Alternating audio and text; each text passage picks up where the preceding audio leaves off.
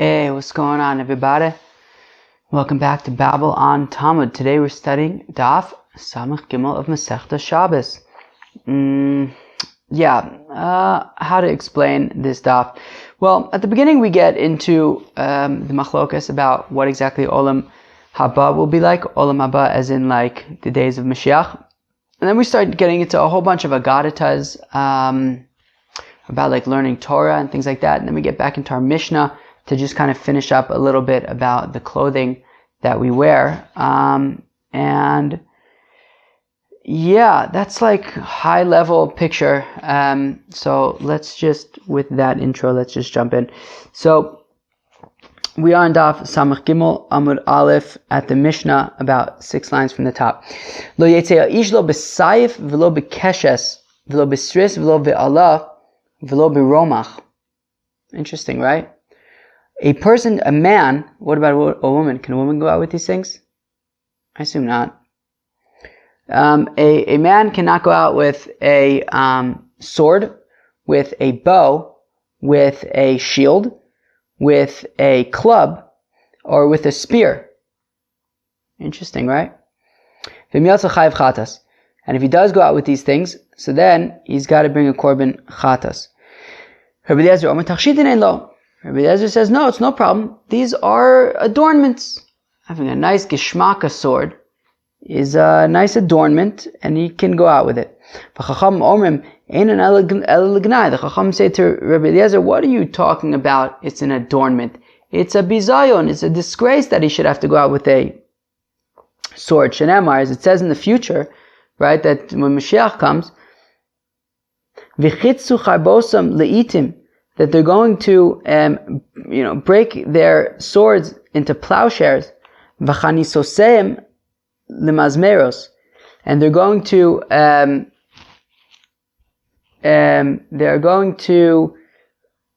break their spears into tools for pruning their vineyards. No nation will raise a sword against its fellow nation. And they will not have to learn anymore about how to wage war. So Rabbi Eliezer is saying that these weapons are beautiful ornaments, while the Chacham is saying, what do you mean they're beautiful? Like, if they were so beautiful, then how come in the future they're going to be gone and we're not going to need them anymore? These are tools of war. War is not beautiful, and one day it will go away. Biris tahora v'yotzin ba b'Shabbos, a garter, as we referenced the other day, a garter which is some kind of clothing that a woman wears to hold up her stockings. So that is tahora. It's not makabel tumah v'yotzim ba b'Shabbos, and she's allowed to go out with it on Shabbos because they're not concerned that she's going to show it to her friends. Kvalim tmeim v'yotzim ba b'Shabbos. The Gemara is going to explain what kvalim are, but they are makabel tumah, and you do not go out with them on Shabbos. Says the Gemara, my Allah kulpa. What is an Allah? It is a club. Don't go out with a nice fancy club on Shabbos. Rabbi Eliezer says, what do you mean? Why can't I go out with any of these things? They're beautiful. They're adornments. Tanya, we learn in a brisa. So the Chacham said to Rabbi Eliezer,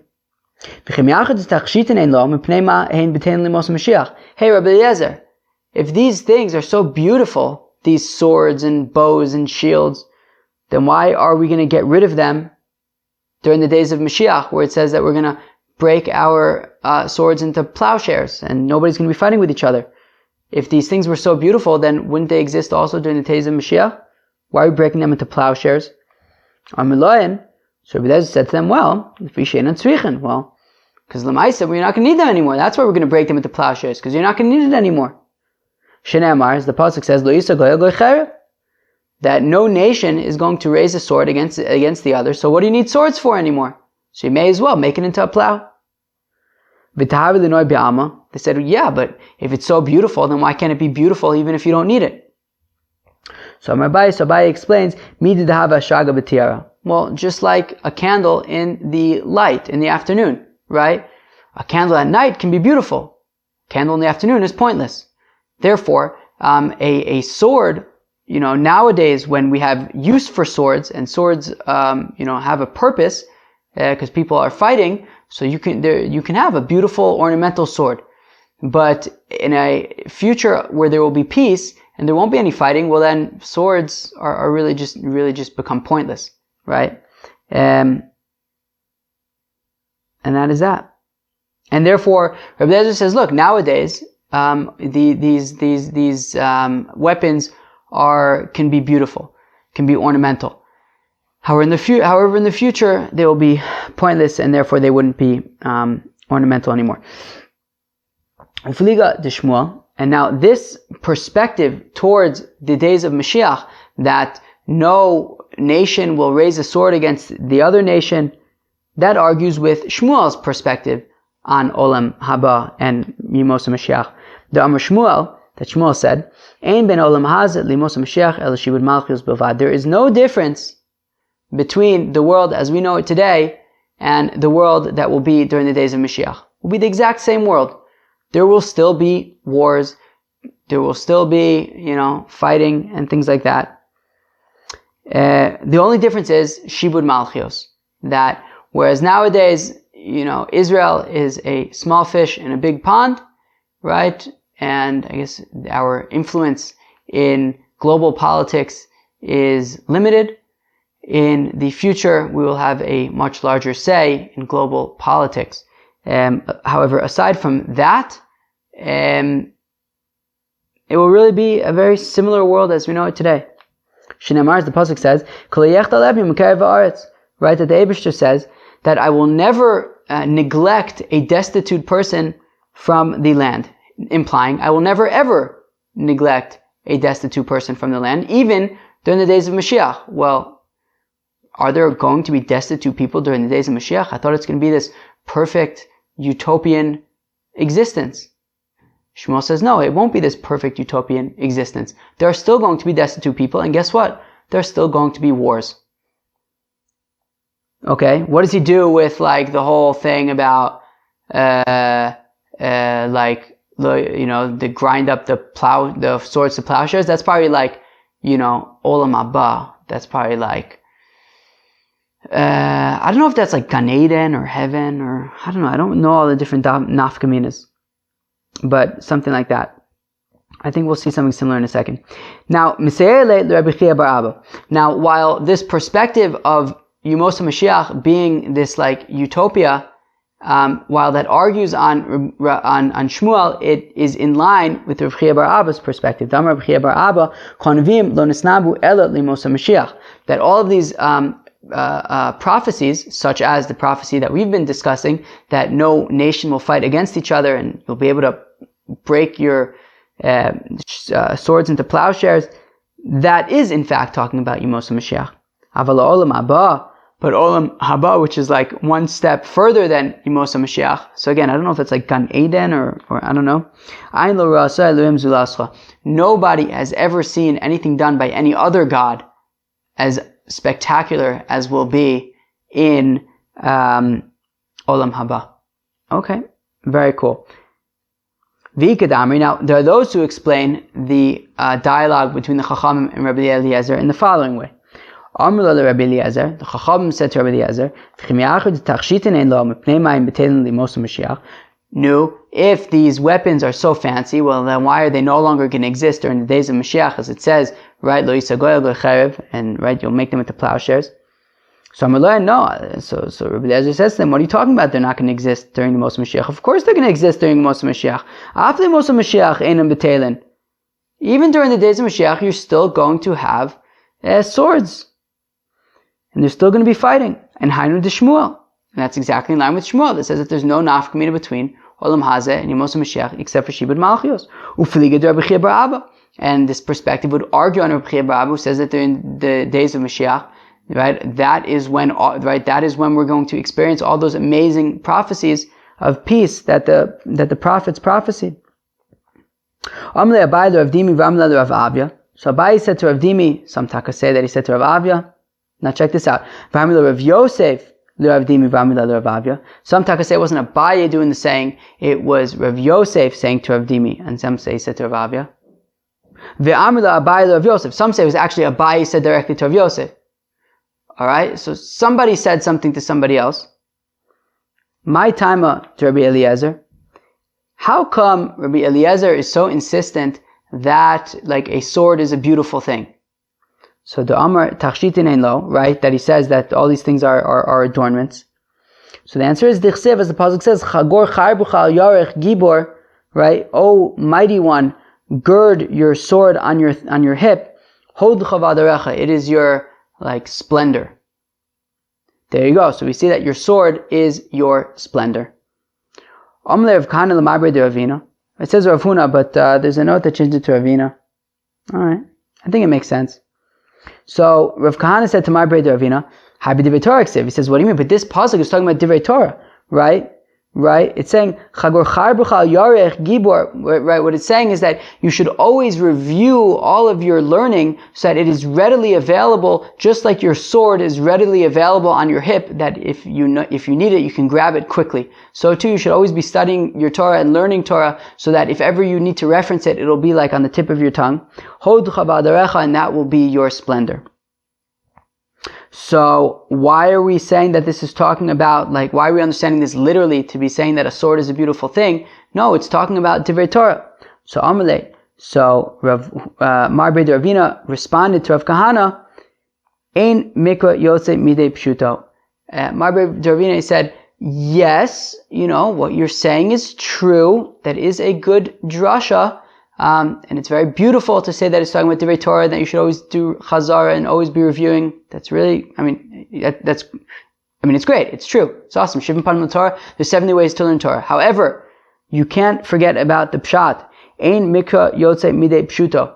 Right? No verse can ever, you can never neglect its simple explanation. And the simple explanation is that, have your sword on your hip. It will be splendorous, and that is how Rabbi Eliezer learns it. Amar of Kahana, and now says of Kahana, after Marbe de Ravina responded to him about, making sure not to forget about the simple explanation of the pasuk. Karavina bar tamne shnin v'avagmirna le likule talmuda.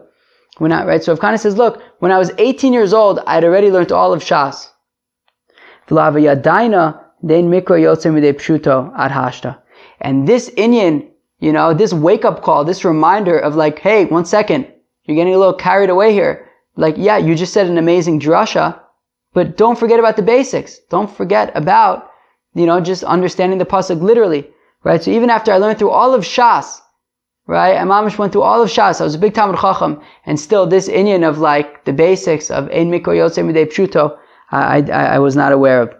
Mike Mashmalan, what new? So what's Rav Kahana telling us? The Ligmar Inish Vadu Lizbar. That he was teaching us about a perspective to how to approach learning Torah. That first you should learn through everything once, and then learn it again and start going into depth and really getting into it. So meaning, on the one hand you might say, how could it possibly be that he learned through all of Shas and he still didn't know something so simple as Ein mikra yotze midei pshuto?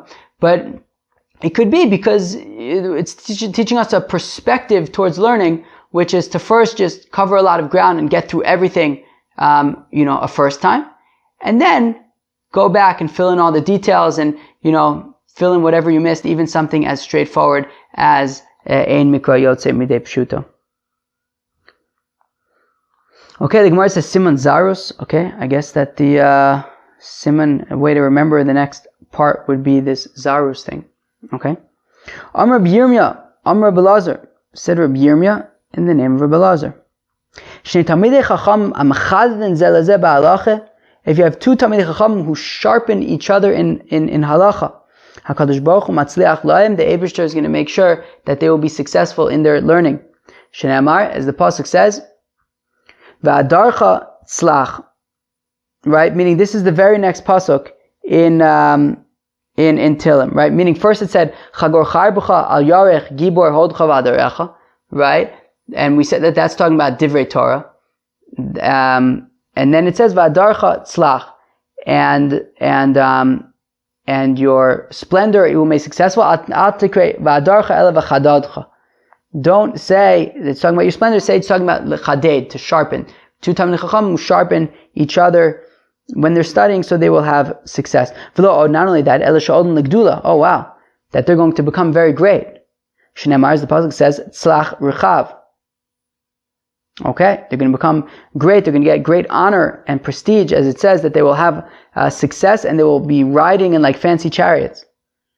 Yachal afilu shelo lishma.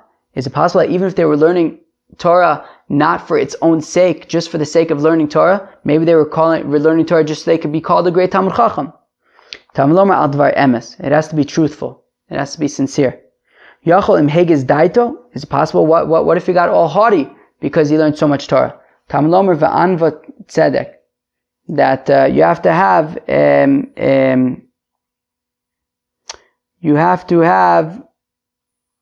humility. And if they do this, then they will merit the Torah that was given with the right hand. And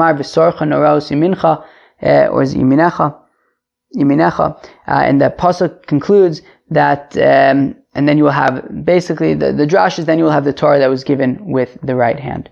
Rav Nachman bar Yitzchak Amar, said Rav Nachman bar Yitzchak, Zochen l'dvarim shenemu b'yamina shel Torah. Okay? That you will merit, right? If you learn Torah Lishma, you will merit to the things that were said on the right hand of the Torah. What are the things that are said about the right hand of Torah? The Amarava bar Rav Shila va'amrela, Amar Rav Yosef bar Chama, Amar Rav Sheshes. What does the pasuk mean? That there is lengthening of days in its right and wealth and honor in its left. What does that mean? Meaning, it says to the right of Torah is going to be lengthening of days, to the left is wealth and honor. But to the right is only lengthening of days, you don't also get wealth and honor. It's like, they're mutually exclusive. So Ella, no, rather, to the people who sort of approach the Torah with the attitude of the right side, meaning they learn Torah Lishma, so then they merit not only to lengthening of days, but also to wealth and honor. That sounds very nice. To those who learn Torah not Lishma, not for its own sake, maybe so they can be called a rabbi or something. So Osher v'chavod ika orech yamim leka. So then they get wealth and honor. That sounds nice. But they don't get lengthening of days. Alright. Maybe. Alright, what can you do? Can't get everything. Well, you can get everything. You can get everything. Just learn Torah Lishma and then you can get everything. Okay.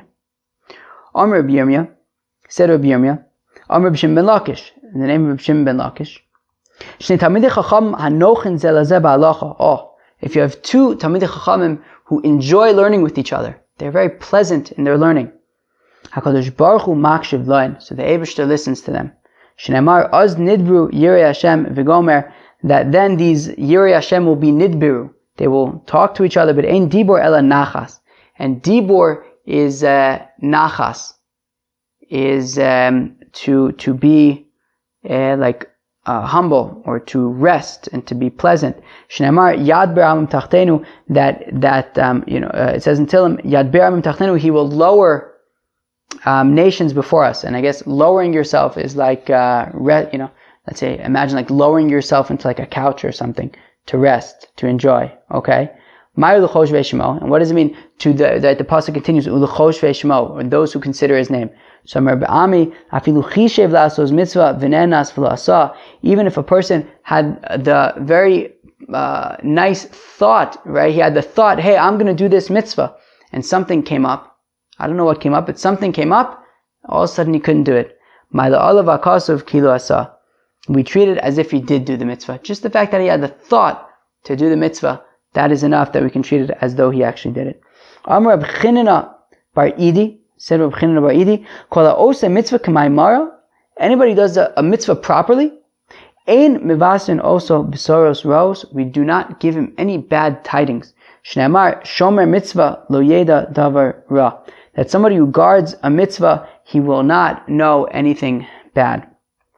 Amar Ravasi v'tem Reb Chanina, or said Ravasi, some say it's Tak Reb Chanina, Afil HaKadosh Baruch Hu gozer gzeira, hu mevatla.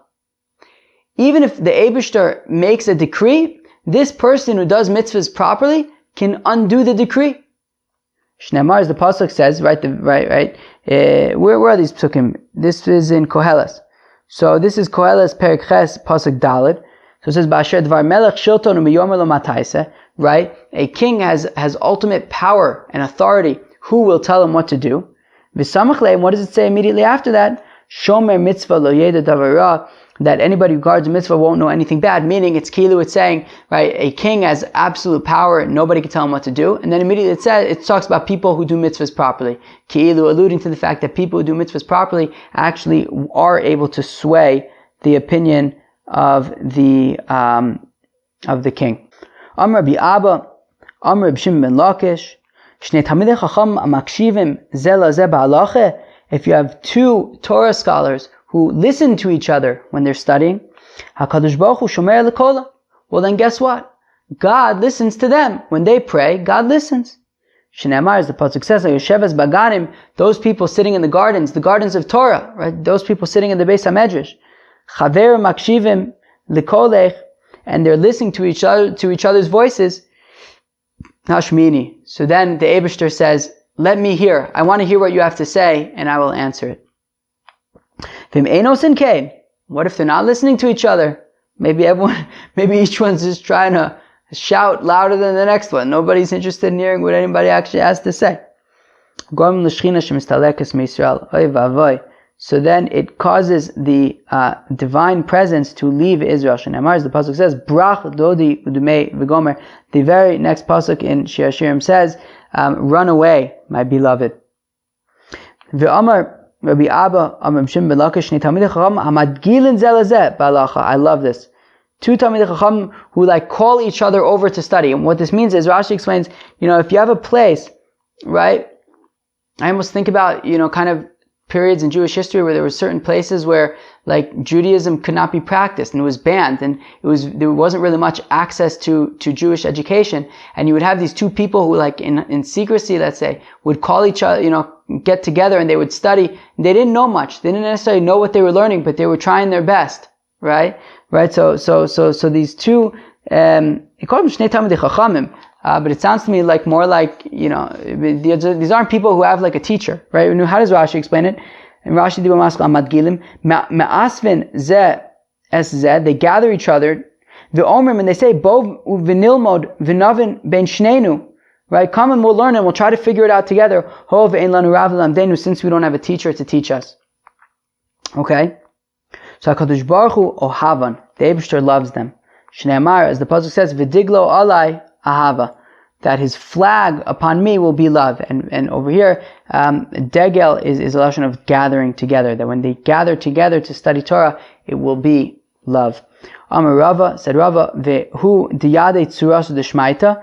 Okay, Rava interestingly says, but they have to at least understand some kind of basics. They can't be, what does Rashi say? Tzurasa shoresh hadavar ktsas lam d'mirab. They have to have learned epis from a teacher at some point. But I don't know. So what? So and what if they didn't? Should they not? Does God not love that? Or maybe it's just very sad. I don't know. But okay, they have to have some basic level of education. Now, of course, that's only as long as they don't have a teacher that they can go to, right? It's talking about a situation where they're on their own.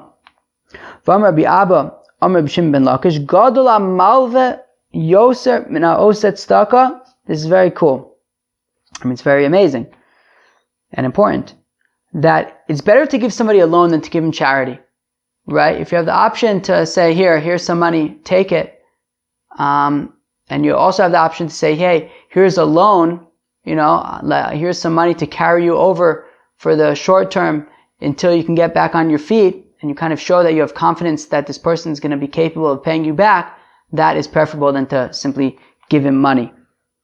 Umatil bekis yoser mekulan. But what's even better than giving him a loan? What's even better is to actually get him started with a business. Maybe give him some merchandise and say, hey, go sell it and we'll split the revenues, right? To go into business with this person, that would be even better. V'amar Rabbi Abba, Amar Rabbi Shimon ben Lakish, im Talmud Chacham nokem v'noter kinachashu chagreo amosnecha. If you have a Talmud Chacham who is vengeful and bears grudges, I assume it doesn't literally mean he takes revenge and bears grudges, because I don't know, we just learned in the Parsha recently, lo sikom v'lo sitor. Don't take revenge and don't bear grudges. but I guess it means if he's like very animated, maybe. Kenachashu, and like a snake. Chagreo amosnecha, wrap him on your loins, meaning go after him because you're going to learn good stuff. Imam Aretz hu chassid, whereas if you have an Am Aretz who doesn't know much, but he kind of portrays himself as a chassid, al tido b'shchunaso, do not live in his neighborhood because you're not gonna learn too much from him. Amr of Kahana, Amr of Shim ben Lakish, ve'amrila, Amr of Asi, Amr of Shim ben Lakish, ve'amrila, Amr of Bi'aba, Amr of Shim ben Lakish. Somebody said in the name of Rish Lakish, anybody who raises an evil dog in his house, so he prevents kindness, charity from his house. Shneimar, as the pasuk says, Lamas mer'eu chased, sheken b'lashon Yavanis koren lakelev lamas. That apparently in Greek, I actually looked this up in Google Translate. It's not modern Greece, apparently, unless I looked up the wrong word, but I looked up dog. I feel like that could be acceptable. Anyways, I looked up dog, and it wasn't lamas.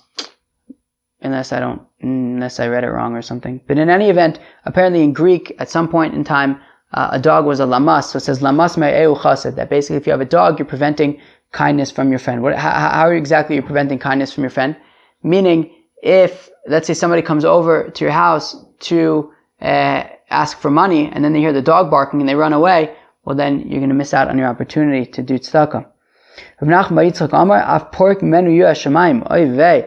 Rav Nachman bar Yitzchak says that by having an evil dog in your house, you're even going to remove from yourself fear of heaven. Shneimar v'yiras shaka yaizov, that he will lose the fear of God.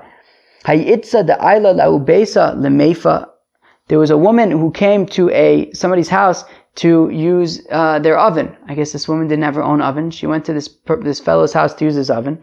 Novach ba kalba, and then this person had a dog, and the dog barked. It's akar vlada, and her fetus. She was pregnant, and her fetus somehow the baby shifted, moved. And that was bad. Amarla, Mari Devesa. Now the owner of the house said to her, "No, lo sid chali. Don't worry. The dog is okay. It doesn't bite. It's not dangerous. It's fine. The shkile nive. I took out its teeth that can hurt you. Ushkilin tufre, and any of its nails. I've removed any of its nails. Don't worry, this dog cannot hurt you." Amrle, she said, "Shkula tivusech v'shadya achizre." Take all of your goodness that you've done and throw it into the thorns. Kvar nod valad. The baby has already moved. So we see what happened over there because this guy had, I guess at least I don't know, maybe an evil dog. Amar Rav Huna, said Rav Huna, what does the pasuk mean? Smach bachur bi'adusecha. V'tivcha libcha b'mei b'churosecha v'alech b'darche libcha uv'mareinecha v'daki al kol eli v'yacha elikim b'mishpat. So what does that mean? Smach bachur bi'adusecha, that young man, enjoy your young years. V'tivcha libcha b'mei b'churosecha, and your heart will give you good, enjoy the goodness of your heart when you are young. V'alech b'darche libecha, and just follow your heart, kid. Uchmari enecha, and whatever you see, vida, and know, kal kol ele v'yacha elokim b'mishpat, and know that on all of these things, God is going to come after you in judgment. Funny kind of line, right? Do whatever you want, enjoy yourself, have fun, but you're going to get in big trouble. So Rav Huna says, Ad kan divrei yetzer hara, mikan ve'elech divrei yetzer tov. So Rav Huna explains this seemingly contradictory two parts of the pasuk as saying, well, the first part where it's saying go and have a good time is the Yetzer Hara talking. The second part, which is saying, by the way, you're going to be held accountable for all these things, that is the Yetzer Tov speaking. Rish Lakish Amar, said Rish Lakish, Ad kan divrei Torah mikam be'elech lemaisim tovim. The first part, when it says go, enjoy, have a good time, that's talking about divrei Torah. You should be excited, intrigued, your eyes open, when it comes to studying Torah, you should enjoy it. When it comes to Maisim Tovim, so then you're going to be held accountable, meaning if all you do is learn and you don't actually do, so then that is no good. As the Mishnah in Pirkei Avos says, Ein hamedrash hu ha'ikar ela ha'maaseh, that the learning is not the main thing, it's the doing. Okay. Biris tahara, we said that a garter is pure, okay, meaning it doesn't become tameh. Amar Rav Yehuda, said Rav Yehuda, biris zo etzada. Okay, so Rav Yehuda says that a biris is not actually a garter. A biris is a bracelet. Master Rav Yosef, Rav Yosef asked a kasha on his Rebbe Rav Yehuda. Biris tehora v'yotzin ba b'Shabbos. The Mishnah says that a biris is not makabel tumah, it's tahora, and you can go out with it on Shabbos. V'ilo etzada tmeyahi, but a bracelet is tmeya. So hachikama, this is what Rav Yehuda was saying. Biris tachas etzada umedes. Where is the biris? So a biris is a garter. Where is the garter? The garter is on a woman's thighs, which are under where her bracelet would be. Meaning, if her arms are just kind of like at ease, so where the bracelet will basically be on her by her thighs, which is where the garter is. Yosef Ravin Rav Huna Kamed Rav Yirmiyah. So now Ravin and Rav Huna were sitting before Rav Yirmiyah. V'Yosef Rav Yirmiyah v'kamanamnim, and Rav Yirmiyah was dozing off. V'Yosef Ravin v'ka'amar, and Ravin said the following: Biris ba'achas kvalim b'shtayim. So remember, our Mishnah said that at the end of our Mishnah, biris tahora, that a biris is pure v'yotzim ba b'Shabbos, and you can go out with it on Shabbos. Kvalim, however, are tmeim. Ve'en yotzim ba'im b'Shabbos. Kvalim are tmeim, you can't go out with them on Shabbos. So what's a biris and what's a kvalim? So Ravin said that a biris is basically a garter on one leg, whereas kvalim is b'shtayim, whereas kvalim is basically a garter on both legs. Amalei Rav Huna. So now Rav Huna said to Ravin, Elu be'elu b'shtayim. No. Both a biris and a kvalim are on both legs. Umatilin shalsheles beinein v'naisu kvalim. What's the nafkamina between a biris and a kvalim? That they take a chain and they put it from one leg to the other leg, and that's what makes it a kvalim. And we'll talk about in a minute why you might want to do that. V'shalsheles shebo mashavi leimana. But one second, simply putting a chain from one leg to the other leg, from one garter to the other garter, makes it into a kli, and that's why all of a sudden it's makabel tumah. V'chitem, and if you're going to say, well, if you're going to say, well, it's like Rav Shmuel bar Nachmani, as we saw the other day. Rav Shmuel bar Nachmani, Amar Rav Yochanan, as Rav Shmuel bar Nachmani said in the name of Rav Yochanan, when it came to the bell, when it came to the clapper in the bell, that when you put the clapper in the bell, it becomes a kli. So minayin lemashmiya kol b'chli matechos shu tameh. How do we know that when you have a vessel made out of metal and it makes noise that it's tameh?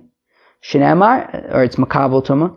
Shneimar, as the pasuk says, kol davar sheyavu b'eish, right? Any davar that will go in fire, right, is able to be makabel tumah. And we said afilu dibur b'mashma, even if it makes like a sound, right? And that's how we know that when you have the clapper on the bell, so it becomes tameh. So b'shlomo hasam kabo l'kala v'kavod ma'aseh. Over there by the bell, so you need the clapper for the sound, but you're also doing a ma'aseh. You're doing an action. By adding that clapper, you're doing an action that is going to benefit human beings by making that sound for whatever purpose you need to make the sound, either for a little kid or for an animal that you should know where they are. But hachamai ma'aseh ka'avid. Over here, what ma'aseh are you doing? What, you're putting a chain between garter straps on two legs, ki'ilu? How does that service a person? That services the garters, right? That services clothing. But in order for something to be a kli, you'd have to do a ma'aseh that would benefit humans, not just benefit the clothing, right? As we learned by like the rings, right? We saw that ein tachshin l'kli or something like that. I think that's what we said. That you can't make. One second. Oh gosh, what was it? The ein tachshin l'kli, exactly, right? So if you have like a ring on a spatula or something, so it's not gonna that ring isn't like a kli in its own right.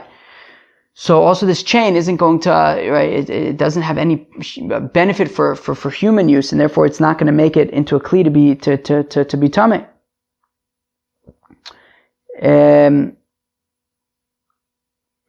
So the Gemara answers, actually the chain here is coming to service a human being. How?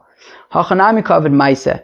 The Amar Rabba Bar Bachana Rabbi Yochanan, because Rabba Bar Bachana said in Rabbi Yochanan, Mishpacha Achas Hoysa b'Yerushalayim. There was a family in Jerusalem, Psiosein Gasos, that they would take very large steps, okay? Vayibsulosein Noshros. And interestingly, because they took such large steps, somehow that would tear the hymen of these virgin daughters. And they didn't want that to happen, so Asulayin Kvalim Vitilu Shalsheles Benen. So they took chains and they attached them to the garter straps on their thighs, so that Shelo Yu Psiosein Gasos, V'lo Yu Psiosein Noshos, so that they wouldn't be able to take such large steps. Because they wouldn't take such large steps, so we didn't have to, so then that basically solved the issue of their hymens being torn by their large steps. Okay. So we see that the chain here is actually coming to for human benefit, and therefore that's why all of a sudden it will be makabel tumah now. And guess what? Isar behu Rabbi Yirmiyah, and that, I guess, interesting discussion woke up Rabbi Yirmiyah. Amarlu, and he said Yashir, and he said, yep, that's exactly correct. V'chein Amar Rabbi Yochanan, that is what Rabbi Yochanan said, that adding this chain to these garters will make it a koveles, and it will become a kli to be makabel tumah. K'asar Rav Dimi, Amar Rabbi Yochanan, when Rav Dimi came from Eretz Yisrael to Bavel, he said the name of Rabbi Yochanan, Minayin la'arig kol shu tameh. How do we know that if you have a fabric that is even the size of a kol shu, it's even a tiny fabric, that it is able to be mikabel tumah? So mitzitz, we learn it out from the tzitz, from the plate that the Kohen Gadol would wear on his forehead. So Amalei Abai, so Abai said to Rav Dimi, Vitzitz orighu? I don't understand. How are you learning out a piece of fabric from the tzitz that was made out of gold? The tzitz wasn't made out of fabric. Ve'atanya, we learn in a brayso, tzitz kimintas shel zav. The tzitz that the Kohen Gadol would wear on his forehead was made out of a sheet of gold. V'rochav shtei etzbaos, its width was 2 finger breadths. Umukaf me'ozen la'ozen, and it would go from one ear to the next. V'chasuv olav b'beis shitin yud hey lemala v'kodesh lamed lemata. Right, and on 2 separate lines on this golden plate, it said on the top line yud k vav k, and on the bottom line it said kodesh lamed. It said kodesh la'Hashem on 2 lines, but you wanted the yud k vav k to be above the kodesh lamed. Okay. V'amar Rabbi Eliezer, and said V'amar Rabbi Eliezer Rabbi Yossi, said Rabbi Eliezer Rabbi Yossi, Ani re'isi be'ir Romi. Isn't that crazy? Rabbi Eliezer Rabbi Yossi says, I actually saw the tzitz in Rome. V'chasuv, and what did it say on it? Kodesh la'Hashem b'shita achas. No, it just said Kodesh la'Hashem on one line. But the fact of the matter is that it was made out of gold. So how can you learn out that that a fabric that's just a tiny size, the size of a kol shu, is going to be makabel tumah from the tzitz? So ki salik Rav Dimi l'narda. Interesting. When Rav Dimi went up to Narda, why would it say when usually salik means to go up? So usually, I think, or maybe not. Maybe it just means to go out. Anyways, when Rav Dimi went to Naharda, which is where Shmuel was, Shalachlu, he sent to them, Dvarim shamayte lechem ta'usim biyadi. Oh, so he says that which I said earlier, that we learn out fabrics from the tzitz, that was a mistake, because the tzitz is not made out of fabric. Bram kach amru mishum Rabbi Yochanan. This is what they said in the name of Rabbi Yochanan. Minayin letachshit kol shu tameh. How do I know that an adornment, that jewelry, even if it's the size of a kol shu, that it's tameh mitzitz, from the fact, right from the tzitz. And Rashi says mitzitz shu davar muat uminoim tachshite kohen, that it's very small, and yet it's counted with all the rest of the clothing of the Kohen. Okay, so we see that therefore any adornment, that's small, that's a kol shu, is going to be able to be mekabel tumah. How do we know that any piece of fabric, even if it's just a tiny size, is able to be mekabel tumah? From o beged. It says by shratzim, if a sheretz falls on something, so it says o beged. So a beged is a fabric, is a piece of clothing, but it says o beged. O is to include more, right? So even if it's just a kol shu. Tana Rabbanan, the rabbis taught, arig kol shu tameh. Okay, if you have a fabric, a woven fabric that's even the size of a kol shu, it's tameh. V'tachshit kol shu tameh. And an adornment that is even the size of a kol shu is going to be tameh. Arig v'tachshit kol shu tameh. If you have something that is like half woven fabric and half jewelry of sorts, and they are nonetheless together the size of a kol shu, it will be tameh. Musaf sak ala beged shetame mishum arig. Okay, and we say that if you were to take a beged and then add onto it some sackcloth, it would be tameh because of the woven fabric, and I think the Gemara is going to explain what that means. Amar Rava, said Rava, arig kol shu tameh mi o beged. So how do we know that a fabric that is even just a kol shu is going to be tameh? So from o beged, the o comes to include even a kol shu. Tachshit kol shu tameh mitzitz. How do we know that a adornment that's even the size of a kol shu, how do we know that it's tameh? So that we know that from that it's able to mekabel tumah, we know from the tzitz. Arig v'tachshit kol shu, if it's half woven fabric and half adornment, how do we know that it's tameh, mekabel tumah, even a kol shu? So mikol kli maise. From the pasuk that says by Midyan, by Tumas Hames, it says kol kli maise, any kli maise, any kli that you can do something with. So kol is coming to include even a kol shu. But a certain rabbi said to Rava, but that's in the context of Midyan. That is by Tumas Hames. Tumas Hames is more chamor than Tumas Sheretz. So just because Tumas Hames, you can include something that is even less, just a kol shu, but that doesn't mean that we necessarily say that by sheretz, which is not as chamor. So ela gomer kli mehasam. So we learn kli from there, meaning it says kli by sheretz, and it also says kli by Tumas Hames, by midyan. Therefore, just like by midyan, it's even a kol shu, so also by sheretz, even this thing that is part woven material and part adornment, it would be tameh with a kol shu. Okay, that was Daf Samach Gimel Masechta Shabbos. It's a little bit hard to do a proper recap just because there were so many random things on this page with all those agadatas. But at the beginning we had those two perspectives towards Yemos Mashiach, which was interesting, and also kind of just like good general knowledge kind of thing. That Shmuel says that the only difference between Olam Hazeh and Yemos Mashiach is that Shibud Malchios is sort of political implications, whereas Rabbi Chia Bar Abba said that no, all of these awesome prophecies from all the prophets, right, of all these peace that's going to happen, that's during the days of Mashiach. Then we got into all of these different agadatas that had to do, a lot of them with two people studying together and the greatness that can come from that. Then at the end we got sort of into these, back into things that you can go out with on Shabbos, right? This Biris versus Koveles.